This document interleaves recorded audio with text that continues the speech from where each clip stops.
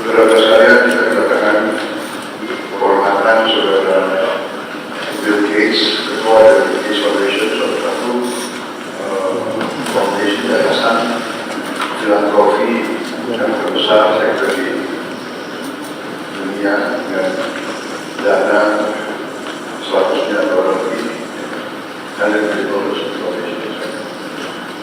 dan mereka memberi bantuan tiap tahun 9 miliar dolar dan beliau sampaikan dalam tahun ke depan hampir semua dana tersebut akan dilanjutkan dari dia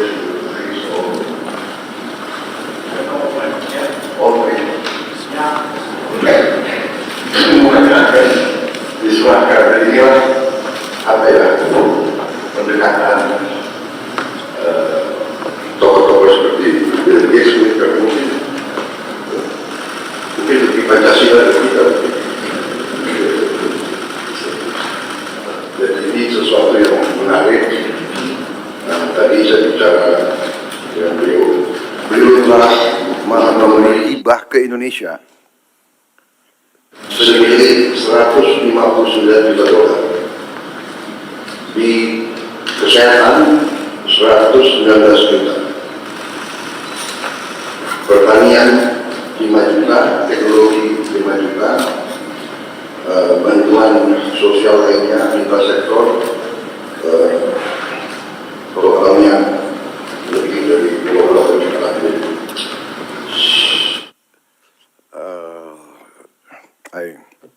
I told the floor that you have assisted us directly in direct donation, more than 159 million US dollars since 2009, mostly into health, terutama hal-hal strategik seperti vaksin polio. Beliau bantuannya 1,3 triliun dan sekarang kita Bio Farma salah satu produsen 2 miliar dosis vaksin tiap tahun. Dan ini untuk dimanfaatkan 42 negara di seluruh dunia. Dipakai oleh 902 juta orang. Jadi hal-hal semacam ini belum lagi vaksin lain, teknologi mRNA, dan teknologi pembuatan vaksin yang luar biasa, terutama beliau sedang kembangkan vaksin TBC untuk dunia, tapi Indonesia akan jadi salah satu tempat yang akan diuji coba. Dan kita mengetahui bahwa TBC memakan korban kita cukup besar, yang meninggal hampir 100.000 tiap tahun, dan itu tekad kita untuk menurunkan, dan beliau menunjukkan komitmen beliau untuk terus bantu kita di bidang itu. Juga untuk beliau sedang kembangkan vaksin malaria.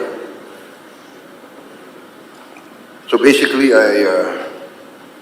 I informed them of all your commitments to help us control these very dangerous diseases that are endemic in our country, and the success of the polio vaccine, and we look forward to a breakthrough in the malaria and TBC, which I think will not be too far in the future.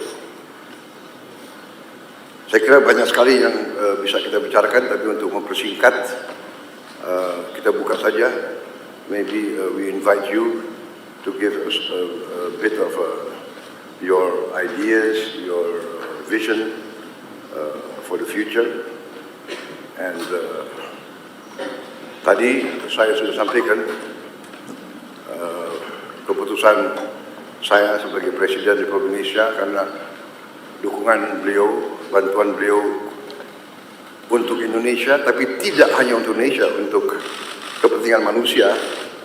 Saya akan menggelar rapat Dewan Tanda Kehormatan, karena saya ingin atas nama bangsa Indonesia memberi bintang tertinggi kita untuk seorang warga negara asing, karena jasa-jasanya untuk bantu rakyat Indonesia dan rakyat dunia. I just announced that I've decided to convene our council for the national awards, and to award Mr. Bill Gates for his contribution to the Indonesian people and the world humanity as a mark of his commitment, dedication to humanitarian causes. And we agreed that I will try to do it in September in New York during the United Nations season. So I think this is a lot, not a lot, all of us will be in agreement that you really deserve this for your contribution to the cause of humanity. Thank you very much. I invite you now to... Please. Well, thanks everybody for coming. I'm excited to be here, and I really appreciate the warm welcome the President has given me. It's an exciting week for me. I had a couple days up in Singapore. The foundation is putting a regional office in there that should allow us to collaborate more closely. The Gates Foundation got started in the year 2000, and so actually it'll be on Thursday after I leave here, I go to New York City, and we'll have a big event to celebrate the 25th anniversary of the foundation and talk about what we've achieved and what our focus will be as we spend the rest of our resources. As you've heard, we mostly work in health, and when I saw that my ownership of Microsoft would be very valuable, I had to ask, what could I do that would have high impact? And I learned about disease and childhood death, and that for many problems like malnutrition or malaria or tuberculosis, there was very little money going into that. The private sector wasn't doing it because the people who were suffering were mostly very poor, and the type of research needed, would require lots of money and lots of patience. And so we made global health the biggest thing for the Gates Foundation. Part of that was creating an organization called Gavi, which was funded by us and governments, and has played a role in providing new vaccines to all the children in the world. And in fact, Indonesia is a great example of that because you've adopted new vaccines like rotavirus for diarrhea, pneumococcus for pneumonia, now HPV is getting rolled out. And Minister Budi is actually on the board of Gavi. He got to know Gavi well during the pandemic when that was a very positive relationship between Gavi and Indonesia. So we're carrying that forward. The basic statistic that always is amazing to me is that when the Gates Foundation was started in the year 2000, 10 million children under the age of 5 died that year. And most of that was because of diarrhea, pneumonia, malaria, or a few things that make children vulnerable in their first 30 days. 90% of the deaths were in one of those 4 categories, and so we committed that we would study those, create new tools, including vaccines, and help get them delivered. And so in fact, the number of children who die under 5 has been cut in half. It's now below 5 million. Now that's 5 million too many. And actually in this region, including in Indonesia, that cut in half is true here as well. So it's been an amazing time period. And there's many new tools coming. We need a tuberculosis vaccine. And in fact, the trials for a tuberculosis vaccine have started, including with the strong relationship here in Indonesia. We have 2 of the sites where we're testing that vaccine are here, and that will help us know how well it works, and then that'll be a benefit to the entire world. So we're doing those trials in Africa and India and here. Very excited about that. TB is a great example of a disease that, because the rich countries don't have the disease, it just doesn't get hardly any money for diagnostics or drugs or vaccines. And so that's been one of our big focuses. Lots still to do in health. Indonesia is very serious about malnutrition, and we have a number of proven tools like what we call multiple micronutrient supplement that pregnant mothers can take instead of just taking folic acid and iron. They take a pill that actually has many vitamins in it. Indonesia is one of the first to launch that with the goal to get that to all pregnant women very quickly, and it really makes a big difference. A lot of women have anemia, which is an iron deficiency, and so the foundation has an approach where you can just go in one time and get an infusion, and it fixes the anemia. And so over the next year or 2, we'll come up with a plan to roll that out in Indonesia. So a lot still to be done in health, but the innovation pipeline is very strong, including in low-cost medicine. And of course, as we address infectious disease, where we still have this work to be done, then we also need to start working on heart disease and diabetes and other diseases where the tools will be inexpensive. The only other area to mention that the foundation works in is agriculture, trying to make seeds more productive and understand soils and make fertilizer more appropriate, cheaper. Because of course, many of the lowest income people in the world are farmers. And so if we can make their crop more reliable, more productive, and that's a great thing, including things like chicken and cows, because a lot of the protein and value they get comes from livestock. So it's another area we have good relationships in Indonesia, working on things like banana, where you have a great genetic variety that we can do better on bananas for Indonesia, but also helping avoid some of these diseases.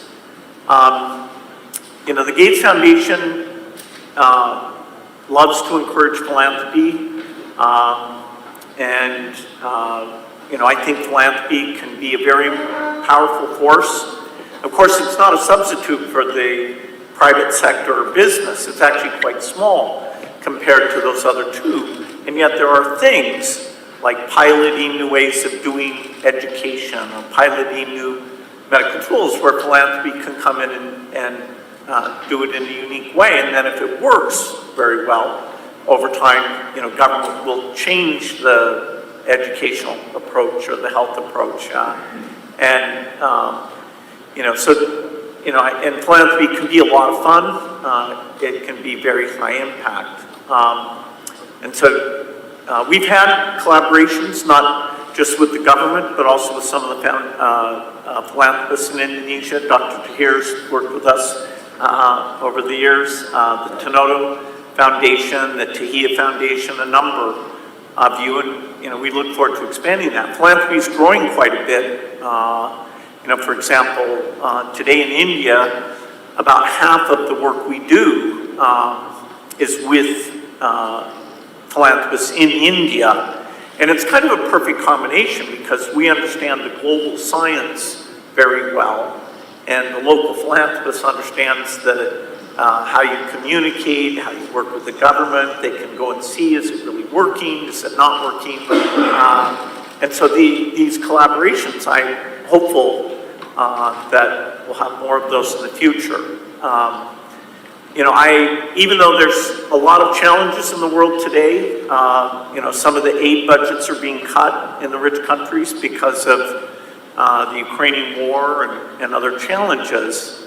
I actually am optimistic that even if in the short run, in some parts of the world, particularly Africa, that the death rate may actually go back up a bit. If we take a longer time frame, you know, and look at the next 20 years, I think we can achieve a lot. We can finish polio.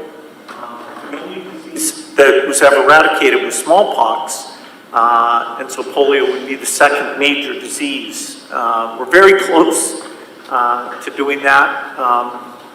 And once we finish polio, we'd like to try and eradicate measles and malaria as well. We have some new tools for that. And of course, you know, part of my optimism about the innovation is because we have now artificial intelligence. And artificial intelligence, you know, I can't state strongly enough how amazing this tool is, even in the last 6 months, the improvement. You know, I know Satya Nadella from Microsoft was here last year talking about data centers and working with the government on those, some of those things. But, you know, the AI is going to help us discover new tools, and even in the delivery of health and education and agriculture advice, we'll be using AI. So, you know, I've really enjoyed the philanthropic work, and I look forward to doing more. And again, thanks for the incredibly warm welcome that the President has provided for me. Thank you.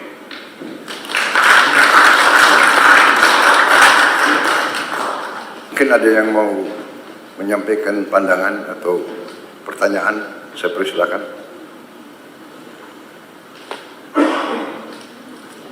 Silakan.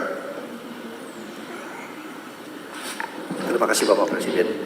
Well, first of all, thank you, Mr. Gates, for your contribution to Indonesia and also to the world. Under the direction of Bapak Presiden, actually, as a Minister of Investment, and also at the same time, I lead the CEO of Danantara, which is our newly established sovereign wealth fund. And actually, yesterday morning, we had a discussion with your team, because in Danantara, we're also setting up the Danantara Trust Fund, and on the internal discussion, we are committed actually to put 1 to up to 2.5% of our dividend payout ratio. So if you look at the number, actually, every year in the Danantara Trust Fund, we are going to put every year at least $100 million. And for the next 5 years, even 5 to 6 years, if we look at the number, actually we will pledge to put up to $1 billion in the Danantara Trust Fund. So there's a potential collaboration with Gates Foundation also,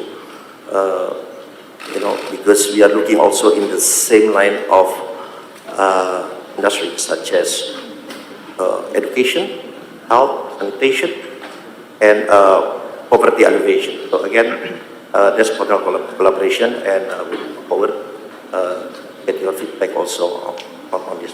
Thank you.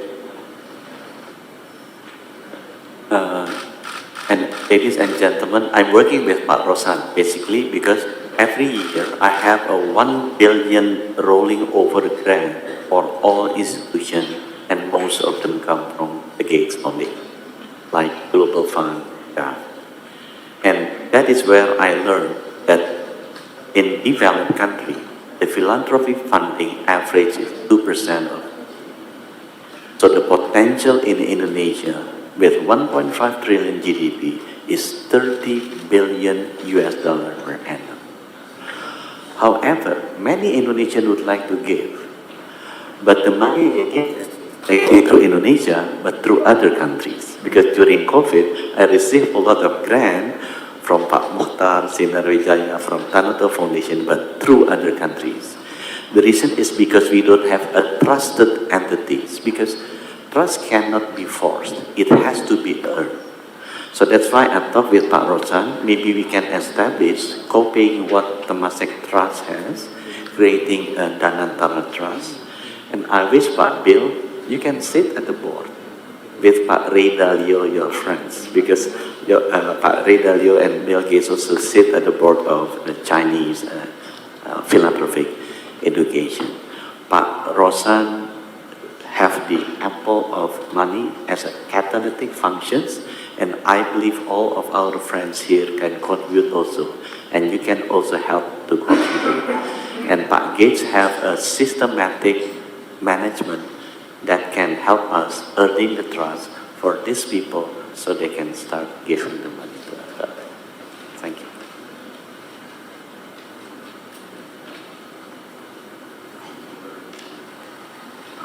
Mr. Gates, would it be possible to talk about non-health issues today? Certainly. Thank you.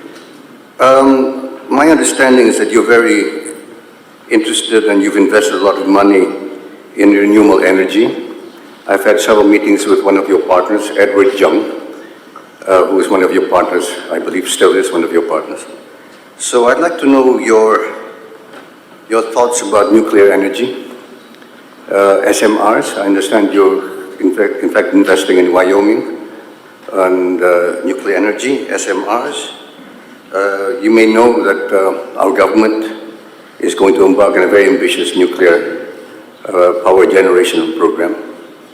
The second thing is on nature-based solutions. I'm very much into nature-based solutions and environmental issues. Reforestation, basically, is my passion, wildlife, and through wildlife, reforestation and restore habitats for wildlife. So I'd like to know what you wanted to do and where you're going with your nuclear and your views on nature-based solutions. Thank you.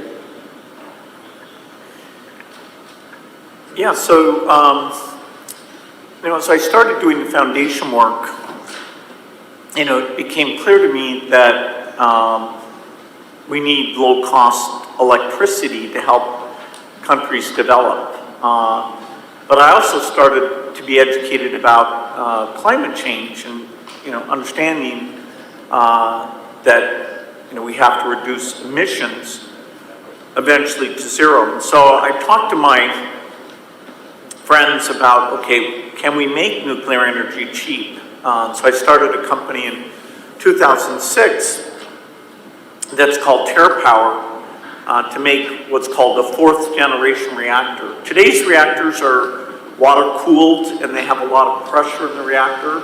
And so they're a bit complicated, so often the cost can be very high. And so I thought, it's very hard to start a new design, but that would be a huge benefit. And so now it's taken longer than we expected. We started out as being a joint venture in China, and then the US government decided they didn't like us working in China. And so we had to change, and actually now, as you said, we're building our first reactor in the United States. There's a lot of countries that really need nuclear energy. And so we have to make it cheap, and we have to show that this new design is extremely safe. And, places like Japan, South Korea, France, the UK, they have in their plans a desire to use nuclear energy. But right now the plants are expensive. And so we are hoping, as we build 20 of these reactors, that the cost can be very low. Part of that will be through a very strong partnership we have with some companies in South Korea. Hyundai and SK are investors in this work. And so in 2030, that first reactor will turn on. And so during that decade, we would hope to build over 30 gigawatts. If it's okay, I would like to welcome Mr. Gates. My name is Ribu Subianto. I'm from Persada Capital Investama. In fact, I just met with Microsoft last Monday, Microsoft Education, and I asked them what can they do for Indonesian education. I'm primarily working with a few CSRs within my work, and we learned that we really need to address the quality of teaching, because otherwise there's no way for us to increase the quality of education if the teaching faculties are not standard. And I learned from the Microsoft team that you actually have the Copilot AI, which enables self-teaching for a lot of teachers or teaching faculty. And the question that I asked on Monday, which now I'm going to address to you, is there any way that we could actually collaborate more and give more? Because I would like to actually knock on doors, buat bapak-bapak di sini to everyone that's present here, because the government will not be able to do it alone. The private sector needs to actually contribute in eradicating illiteracy and improving the teaching quality. Hence, we can actually achieve higher order thinking. Unfortunately, that is the biggest hurdle that we experience in finding new talent in employment. And I heard Bapak Presiden had pushed for the AI learning and everything. Unfortunately, we don't have the infrastructure in terms of the brain capacity to even think properly to create simple tasks. So I wonder if we could actually use your Copilot to be deployed to around Indonesia using the hands of CSRs, because there's no way we can do this alone. No way one party can do it alone. Using the tools of everybody's CSRs, as you said, nobody trusts to give money to people they don't know, like Pak Budi had said, and I completely agree with that.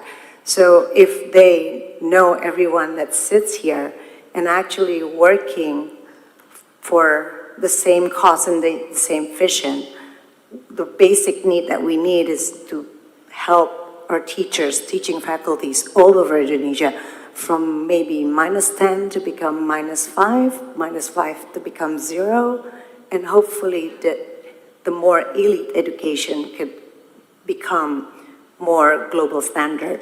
So it's a very big question, but that's basically the essence. Thank you. Yeah, so, obviously I think, if you've got two things that help the future of your country, that health and education, would go together. The healthier the kids are, less stunting, malnutrition, the more they can be educated, and then, of course, the more they're educated, then their, economic output allows the government to put more into health, and you get this virtuous cycle. If you look at education statistics in this region, the two exemplars would be Singapore and Vietnam. Singapore is kind of amazing, which is, okay, they're rich and it's partly cultural, but their education outcomes are really amongst the best in the world. Vietnam, for its level of income, is the best in the world. They run, and it's not through the use of technology. I'm a huge believer that, particularly as you get up into high school and college, that having access to these learning tools, these tutoring tools from AI will help. But the key thing that allows a country to be an exemplar is that they train the teachers well and they have very high expectations for the teachers. In some countries, the teachers are so politically strong that asking them to do this, what's called structured pedagogy, sometimes doesn't work well. Our education work is a very small part of the foundation, only about 4%, and most of it's in the US, but we have some partners in India. Ashish Dewan, who's actually a board member of the Gates Foundation. And India's a good story because 5 years ago I would have said to you, India is not very serious about education because the measurements, they weren't paying attention. But really in the last 5 years, they're adopting new practices, including structured pedagogy. They're seeing very good improvement from quite a low level. But they're willing to look at the bad statistics and say, oh no. And they have a lot of interstate competition, whereas one state's doing something well, the other states are like, oh no, we have to catch up. So I think they're, even regionally, there's a lot that can be learned. Then you do want to connect into AI. The Gates Foundation funds a group called Khan Academy that does an AI called Khan Amigo. And they've had a few philanthropists, like some in Brazil and some in Mexico, that have gone to them and said, okay, we'll fund bringing that technology to our country. So, that would be a possibility. But, I wish I had enough to do both health and education in a serious way, but we're 90% health. But I'm totally aligned with you that education will be important, and now AI will finally help us with that.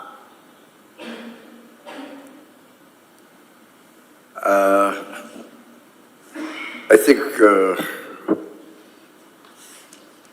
because of the time and Mr. Gates' is very tight schedule, he has to fly to New York, so I apologize if I cannot give the opportunity to all of you, but at least we have heard the vision of Mr. Bill Gates, and Mr. Bill Gates promised also to sponsor very important events in Bali. First is about malaria, and the second is cervical cancer. Two important international conferences. Most of the important stakeholders around Asia Pacific will be there, and we are talking more and more about how we can interface and cooperate with the Gates Foundation on many critical matters. So I think we thank you, Mr. Bill Gates, for spending some time with us. And once again, I would like to thank you on behalf of the Indonesian people and the government for your commitment and your attention to important issues that we face. And yes, so we would like to acknowledge your great contribution, and also we would like to work together with you in the future. Once again, thank you very much. Yeah. Well, thank you all. I look forward to coming up with partnerships in all these different areas. So it's great to be here. Ya, saya minta maaf yang barisan belum kenalan, saya kira bisa maju ke depan untuk kasih tangan ke beliau. Kapan lagi ketemu Bill Gates? Cepat-cepat, tukang foto cepat.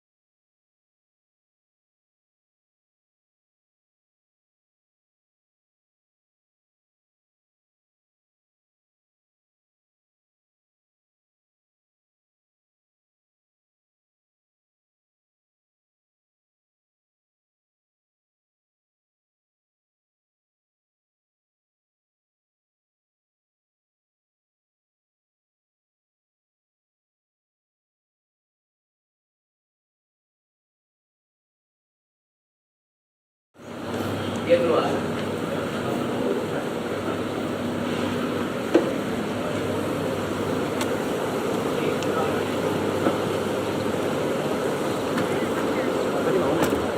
Bapak di mana?